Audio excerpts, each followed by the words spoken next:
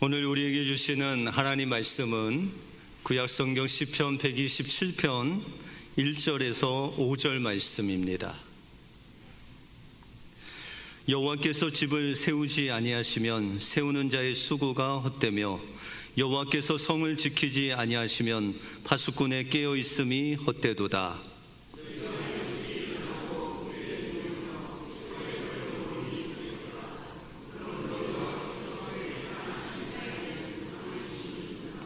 보라, 자식들은 여호와의 기업이요 태의 열매는 그의 상급이로다. 같이 읽겠습니다. 이것이 그의 화살통에 가득한 자는 복되도다. 그들이 성문에서 그들의 원수와 담판할 때에 수치를 당하지 아니하리로다. 아멘. 호산나 찬양, 내 귀한 찬양 감사를 드립니다. 여러분들의 길은 홀로 걷는 것이 아니라 하나님이 늘 함께해 주실 줄 믿습니다. 우리 주님과 함께 승리하시는 여러분들의 삶이 되시길 바랍니다. 우리 옆 사람들과 이렇게 한번 인사하겠습니다. 하나님이 우리의 가정을 세우십니다. 네, 여러분들의 가정의 주인 되신 우리 하나님이 늘 여러분들의 가정을 행복하게 세워주실 줄 믿습니다. 네, 저는 여러분들이 기도해 주셔서 총회 일정을 잘 마치고 돌아왔습니다. 네, 한국보다 미국이 더 좋은 것 같습니다. 예. 고아의 아버지로 불리는 조지 뮬러 목사님은 애슐리 타운에 고아원을 세워서 한 3,000명 이상 되는 그 고아들을 자신의 자식과 같이 그렇게 돌보았습니다. 어느 추운 겨울날 갑자기 고아원의 보일러가 고장이 났습니다. 이 보일러를 고치려면 한 일주일 정도 걸려야 되는데 그 고아원에 온통 비상이 걸렸습니다. 왜냐하면 그 고아원에 좀 성장한 아이뿐만 아니라 아주 갓난 아이부터 또한 이 소년에 이르기까지 다양한 아이들이 있었기 때문입니다. 그래서 사람들은 조지 뮬러 목사님에게, 목사님 큰일 났습니다. 영아들이 있는 그곳도 보일러가 들어오지 않습니다. 이 추위에 그들이 너무 추우면 어떡합니까 하면서 난리를 쳤습니다. 그런데 목사님은 그들의 아우성을 들었음에도 불구하고 묵묵하게 성경책을 옆에 끼고 이제 교회당으로 걸어가셨습니다. 그리고 그는 밤새 하나님 앞에 기도했습니다. 하나님, 날씨를 주장하시는 하나님 아버지, 이 어린 아이들은 다 하나님의 생명입니다.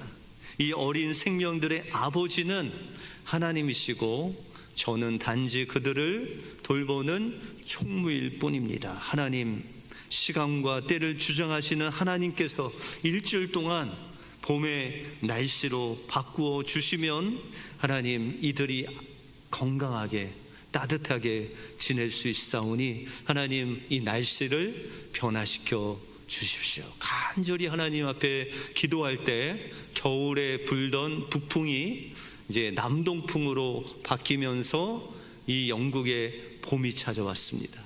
그리고 보일러를 고친 후 일주일 후에 다시 북풍이 불어서 아주 서늘한 그런 겨울 날씨로 변화되었다는 것이죠. 여러분들, 이 실화를 통해서 우리가 깨달아야 될 것은 바로 하나님께서 날씨를 변화시키시는 기적의 하나님이시다 라기보다는 여러분들 가정 한 가정을 이렇게 돌보시고 지키시고 인도하시는 분은 누구십니까? 네, 하나님 아버지, 그분이 여러분들의 가정을 세우시고 돌보시고 지키신다라는 것을 기억하시고 여러분들의 가정의 모든 문제, 모든 사연들 하나님 앞에 맡기심으로 하나님께서 여러분들의 가정을 돌보시고 지키시는 하나님의 놀라운 손길이 여러분들 가정에 임하시길 주님의 이름으로 축원드립니다. 오늘 본문을 통해서 하나님은 우리 가정을 어떻게 지으시고 인도하시는지, 그리고 우리 가정을 통해서 하나님의 살아계심을 어떻게 나타내시는지, 하나님은 우리 가정을 얼마나 사랑하시는지 오늘 본문을 통해서 살펴보겠습니다. 먼저 하나님은 가정을 만드신 창조자이시고 가정은 하나님의 작품입니다. 하나님은 아담과 하와를 통해서 가장 최초의 가정을 세우시죠. 그러므로 가정의 주인은 하나님이시고 이 가정을 모두 주관하시는 분은, 세우시는 분은 하나님이시다라는 것이죠. 그래서 오늘 본문에 보시면 우리가 가정을 생각할 때 우리가 잘못 생각하는 세 가지를 말씀하고 있습니다. 오늘 첫째는 1절에 보시면 여호와께서 집을 세우지 아니하시면 세우는 자의 수고가 헛되다라고 말씀하고 있습니다. 여러분들, 가정을 세운다, 집을 세운다라는 것은 구약 성경에 보시면은 우리가 신명기 25장에 보시면 가계를 잇기 위해서 자녀를 출산하고 자녀를 주심으로 그 가정이 세워진다라고 이렇게 말씀하고 있습니다. 다시 말해서 하나님께서 우리의 집을 세우는 것, 그 자녀를 주시는 분이 누구시라고요? 하나님이시다라는 것이죠. 그래서 룻기서에 보시면은 나오미 가정이 나오죠. 이 나오미 가정은 베들레헴, 예수님이 나신 그 베들레헴 중에서도 아주 유력한 부자인 가정이었습니다. 그런데 이 베들레헴에 기근이 왔어요. 여러분들, 기근이 오면 정말 먹고 사는 게 참 힘들죠. 그런데 이 나오미 가정은 그렇게 유력하고 돈도 많은 가정임에도 불구하고 하나님의 인도하심을 받아야 되는데 하나님의 인도하심을 받지 않고 하나님께 묻지 않고 모압이라는 그런 나라로 이주를 하게 됩니다. 왜냐하면 그곳에는 먹을 것, 또 물이 풍성했기 때문에 그들이 그곳에 가면 잘 살 수 있다, 우리 집을 잘 세울 수 있다, 그렇게 생각했다는 것이죠. 그런데 그들이 그곳에서 기근을 이제 벗어나서 잘 먹고 잘 살고 잘 있고 그렇게 지냄에도 불구하고 얼마 되지 않아서 남편인 엘리멜렉이 죽고 또한 그의 아들 둘이 결혼을 했음에도 불구하고 그 아들들이 죽는 그 불운을 겪게 되었다라는 것이죠.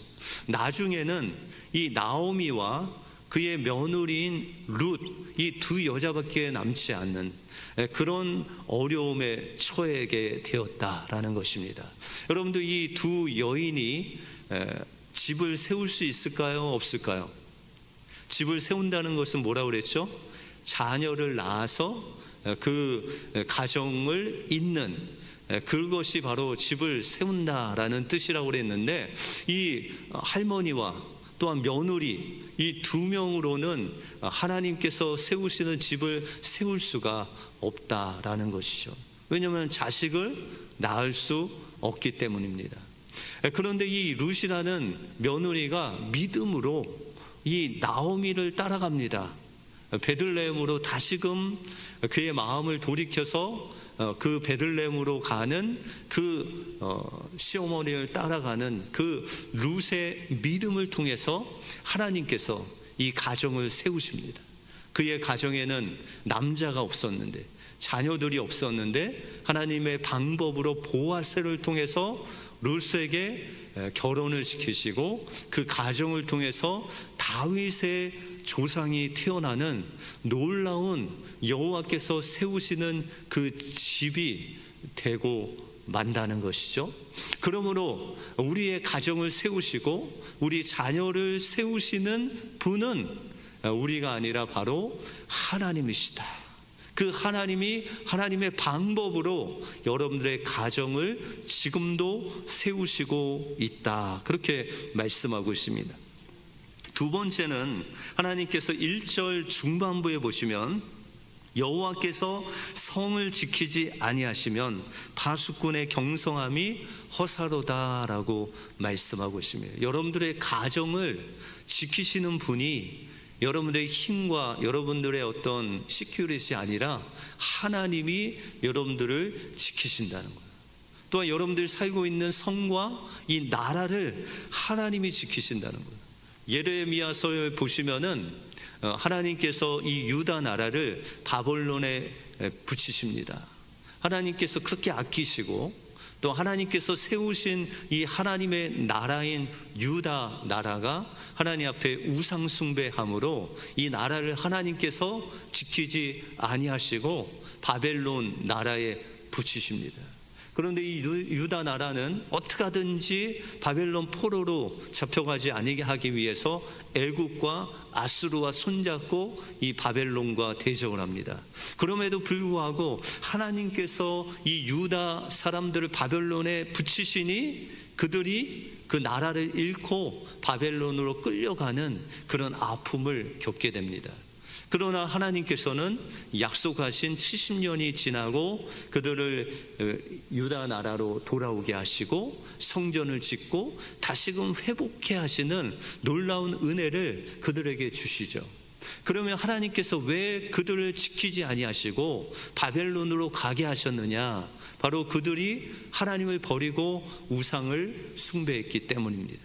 그래서 그들이 이 바벨론에 가서 70년 동안 그 고난의 떡을 통해서 하나님께 돌아오게 하시려고 하나님께서는 그들에게 바벨론 포로를 허락하시고 또한 그들이 다시금 돌아오게 하시고 그들을 다시금 하나님의 나라로 세우신다라는 것입니다. 그러므로 우리의 가정과 또 우리가 살고 있는 이 리들렉 또 뉴욕과 이 미국 땅은 누가 지키시는 거예요? 트럼프가? 위정자들이? 아니에요. 하나님이 지키시고 계신다. 그리고 이 모든 세계 나라도 누가 지키신다? 하나님께서 하나님의 손으로 그들을 지키시고 계신다라는 것입니다. 마지막으로 2절에 보시면 너희가 일찍 일어나고 늦게 누우며 수고의 떡을 먹음이 헛되도다 라고 그렇게 말씀하고 있습니다. 이 말씀은 아무리 우리가 열심히 주야로 일을 해도 하나님이 없는 인생은 그 수고의 열매를 먹을 수 없다는 거예요. 아무리 수고하고 아무리 열심히 일해서 아무리 많은 재산을 모을지라도 그것을 유지하게 하고 그것을 쓰게 하시는 분은 하나님이시다라는 것이죠. 그래서 누가복음 12장에 보시면 어리석은 부자 이야기가 나옵니다. 이 어리석은 부자는 고민을 해요. 여러분들 이런 고민 해보신 적 있어요? 이 어리석은 부자는 어떤 고민을 하냐면 이제 추수 때 추수를 다 했는데 그것을 넣을 창고가 부족해요. 여러분들이 돈을 벌었는데 그 돈을 쌓아놓을 곳이 부족한 신분이 계세요? 혹시? 제가 그걸 조금 이렇게 맡아드리면 좋을 것 같은데. 네. 이 어리석은 부자가 엄청난 소출을 이제 추수를 다 했는데 그것을 쟁겨 놓을 창고가 부족한 거예요. 그래서 이 잠 못 이루면서 어디에다가 창고를 지을까? 어떻게 이 창고를 확장할까? 그 고민을 하고 있는데 하나님이 그 어리석은 부자에게 나타나셔서 말씀하시는 거죠. 오늘 밤 내 영혼을 취하여 가면 너에게 그 창고가 무슨 소용이 있냐? 그렇게 말씀하신 거예요. 우리가 아무리 수고하고 아무리 열심히 해서 돈을 많이 벌어도 그것이 우리의 것이 아니고 또 우리에게서 온 것이 아니라 하나님이 공급해 주셔야 우리의 것이 되고 또 하나님께서 우리에게 채워주시는 놀라운 은혜가 있어야 된다라는 것이죠. 그러므로 우리의 가정을 세우시는 분은 누구시라고요? 하나님이세요. 또한 여러분들 지키시는, 여러분들 가정을 지키시는 분이 누구시라고요? 하나님이시라고요. 여러분들 수고를 통해서 여러분들에게 채워주시는 분이 누구시라고요? 하나님이시라는 거예요. 그러므로 여러분들의 가정의 주인은 하나님이세요. 그 하나님께 전적으로 그분을 신뢰하고 맡길 때 하나님께서 여러분들의 가정을 놀랍게 세워주실 줄 믿습니다.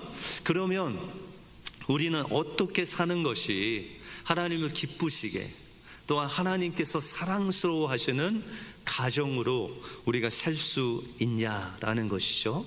오늘 본문에 보면 그렇게 사랑받는 자의 모습이 나옵니다. 여러분들 2절을 한번 같이 읽어볼까요? 2절 시작.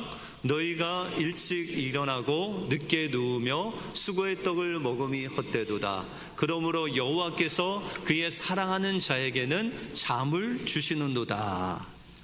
예, 하나님께서 사랑하시는 자에게 뭘 주신다고요?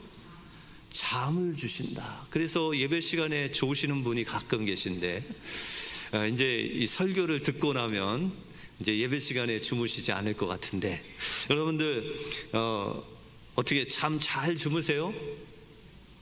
잠은 요새 몇 시간 자야 좋다고 해요? 7시간 이상은 주무셔야 된다, 그렇게 이야기해요.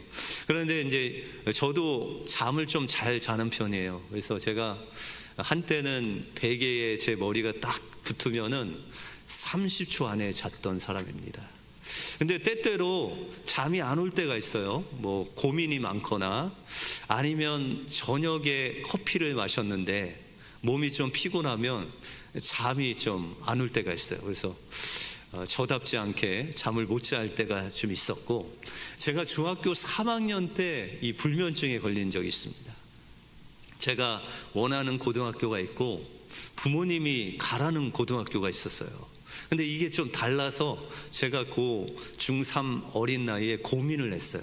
그래서 한 3일 동안 고민을 하면서 잠을 못 잤는데, 그 3일 후에 잠을 잘래도 잠이 안 오는 거예요.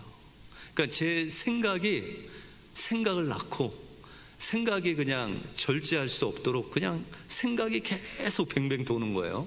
그래서 들은 거는 있어서 어떤 분이 1부터 100까지 쉬면은 잠을 잔다 해서 1부터 100까지 쉬어봤어요. 어떤 분이 또 그런 소리를 해요.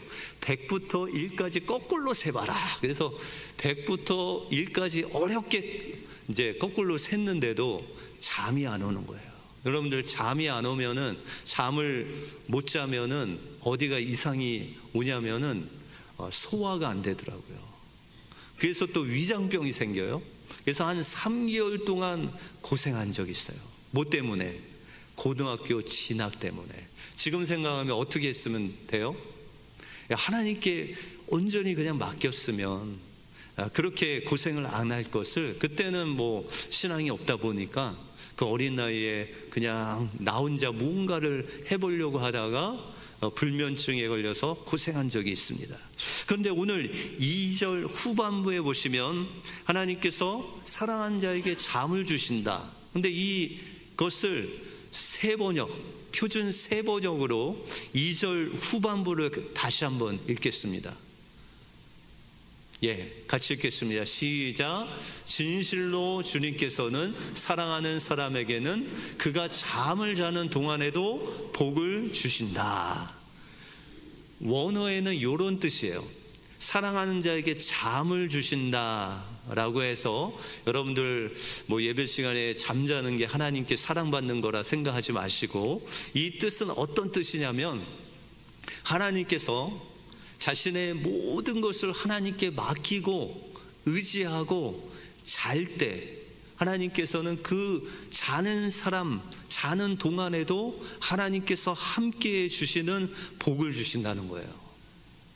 그러므로 여러분들이 모든 것을 하나님을 의지하고 맡기고 하나님을 신뢰하고 나갈 때, 여러분들 잠자는 그 모든 것도 하나님께서 지키시고 함께 하시고 인도하시는 놀라운 복을 주신다라고 그렇게 말씀하고 있다는 것입니다. 우리가 창세기 32장에 보시면 야곱이 그의 삼촌집 라반집을 떠나서 하나님이 원하시는 베델로 향하고 있는데, 그 중간에 누구를 만나냐면 에서를 만납니다.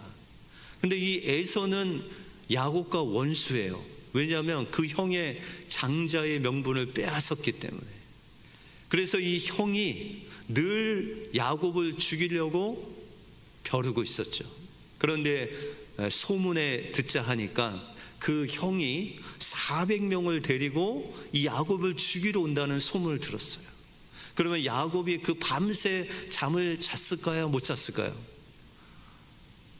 여러분들 같으면 주무실 텐데 이 야곱은 온전히 하나님을 의지하지 아니함으로 잠을 못 잡니다. 그리고 자신의 꾀를 써요.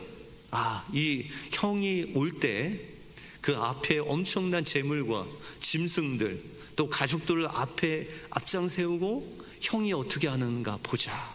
그래서 형이 그들을 치면 나는 도망가면 되지. 그런 작전을 가지고 모든 재물, 모든 짐승, 모든 가족들을 다 야복강 강가 건너편으로 보냅니다.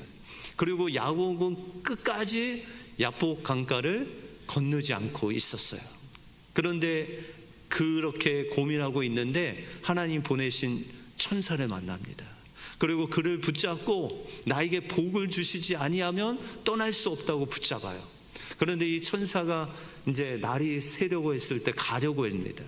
그랬을 때 야곱이 놓지 않고 복을 구하니까 그의 이름을 이스라엘로 바꿔줍니다. 그리고 그의 환도뼈를 치고 그 천사가 떠나죠. 그래서 야곱이 계획한 모든 계획이 무산이 됐어요. 왜요? 야곱이 형이 이 재물을 치든지 가족을 치면 도망가려고 했는데 환도뼈가 탈골이 돼서 도망갈 수가 없게 됐어요. 그런데 이 야곱이 밤새 기도를 통해서 주님을 만난 거예요. 그러니 그의 마음속에 그의 깨와 그 모든 것들을 하나님께 내려놓고 에서 형을 만나러 가장 앞에서 그가 걸어가는데 그 형의 얼굴을 보았는데 그 얼굴이 어떻게 보였냐면 하나님같이 보였다. 그렇게 성경은 기록하고 있습니다. 하나님처럼 보이니까 그 형을 반갑게 맞이하니까 에서도 그 야곱이 전에는 죽일 듯 미웠는데 그렇게 다리를 절뚝거리면서 오는 그 동생을 보니까 너무 불쌍해. 내가 그 동생을 칠 그런 것도 없어요. 그래서 그를 안겨주고 하나님의 은혜로 그 형을 반갑게 맞이하게 됩니다. 여러분들 우리의 삶 속에서 이 야곱과 같이 하나님 없이 우리가 수고할 때가 있어요. 우리의 노력과 우리의 힘으로 우리의 가정을 세우고 뭔가를 재산을 모으려고 열심히 해볼 때가 있어요. 그런데 하나님 없이는 우리의 그 모든 수고가 다 헛된 것이다 라고 성경을 말씀하고 있다라는 것입니다. 우리의 가정을 세우시는 분은 하나님, 그분만을 의지하고 바라보고 또한 모든 것을 하나님께 맡길 때 하나님께서 여러분들의 가정을 세우시되 정말 하나님께서 아름답게 세워주실 줄 믿습니다. 그러므로 여러분들 가정을 온전히 하나님께 맡기고 하나님만 바라보시는 여러분들이 되시길 주님의 이름으로 축원드립니다. 다음으로 우리는 하나님의 기업인 자녀들에게 하나님의 사랑을 보여주어야 됩니다.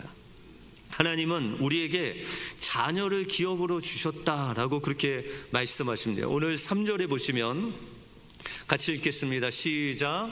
보라, 자식들은 여호와의 기업이요 태의 열매는 그의 상급이로다 라고 말씀하십니다. 자식은 우리의 소유가 아니라 하나님께서 주신 기업이다, 그렇게 말씀하고 있습니다. 그럼 하나님의 기업을 어떻게 관리해야 되죠? 오늘 본문에 보시면 하나님께서 여러분들에게 주신 그 자녀들을 화살에 비유하고 있어요. 여러분들 혹시 진짜 이 화살 쏘아보신 분 계세요? 네, 저도 예전에 한번 이 화살을 한번 쏘아봤는데 이 화살 쏘는 게 그렇게 쉽지 않더라고요. 막 양궁 선수들이 막 이렇게 해갖고 부드럽게 이렇게 하니까는 이게 쉬운 줄 알았는데 화살을 이렇게 당기는 것도 어렵더라고요.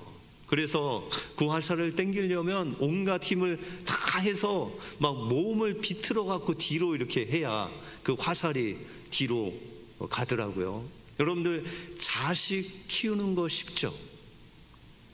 쉬우세요? 쉬우시면 그 비결을 좀 알려주시기 바랍니다.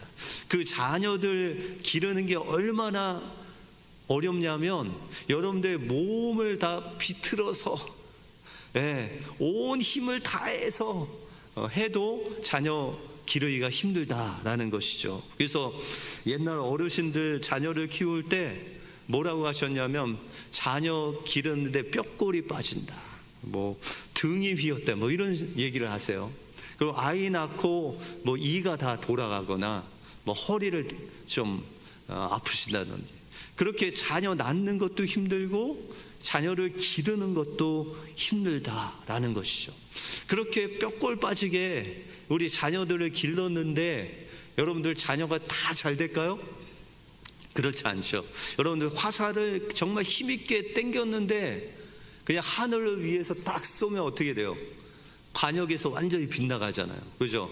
그래서 아이들을 정말 여러분들 힘을 다해 기르시는데 어떤 관역을 향해서 그들을 인도해야 되냐면, 하나님의 말씀대로 믿음의 자녀로, 정말 하나님을 신뢰하는 자녀로 그 하나님을 관역 삼아 그들을 그곳으로 보내는 것이 부모의 의무다라는 것이죠.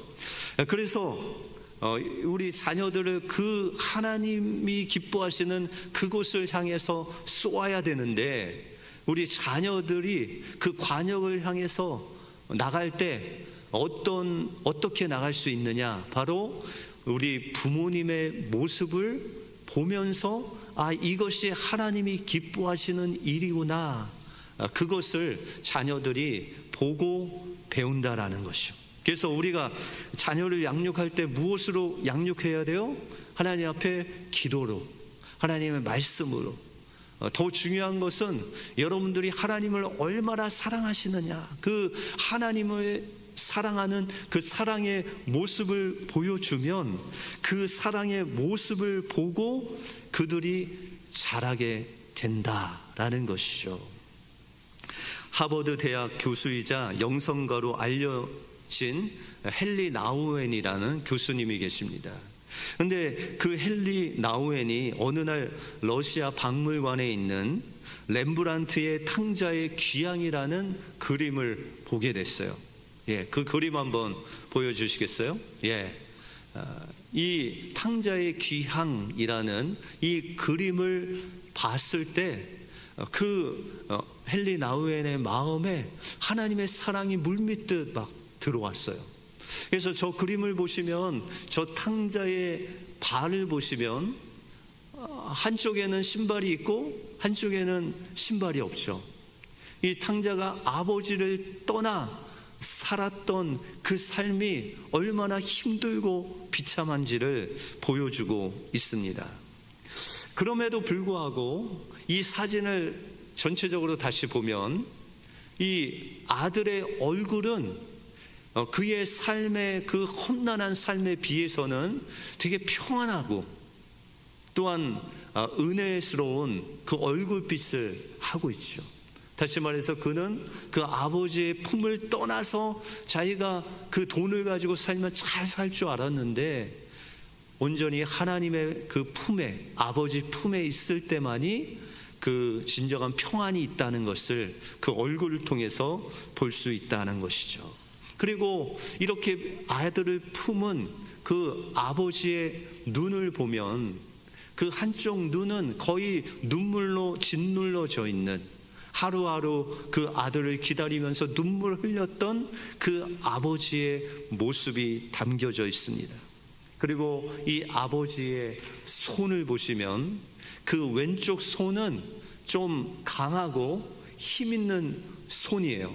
그런데 그 오른쪽 손은 꼭 어머니의 손과 같이 부드럽고 아주 가냘픈 그런 손으로 대비가 되어 있습니다. 다시 말해서 하나님의 손길은 우리를 강한 능력으로 붙잡아 주실 뿐만 아니라 이 탕자와 같이 연약하고, 또한 세상에서 방황하는 우리를 어머니와 같이 품으시는 그런 아버지의 능력 있는 손과 자비로운 손으로 우리를 붙잡아 주시는 그 하나님 아버지의 모습이 이 그림에 담겨져 있다라는 것이죠.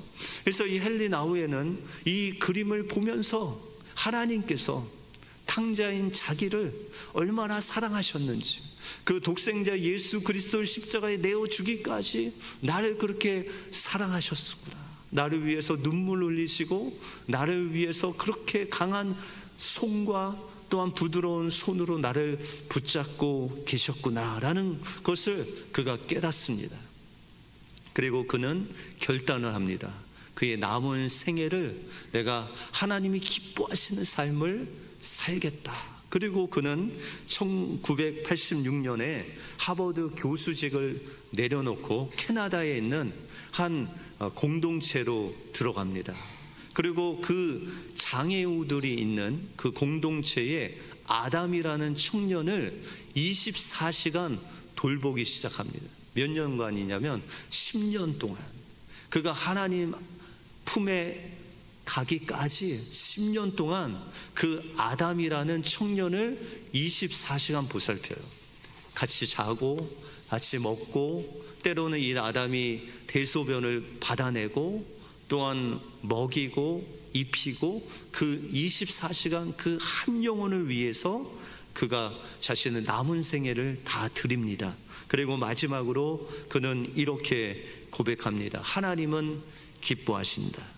세상의 문제들이 다 해결되었기 때문도 아니고, 모든 인간의 고통과 고난이 막바지에 이르렀기 때문도 아니다.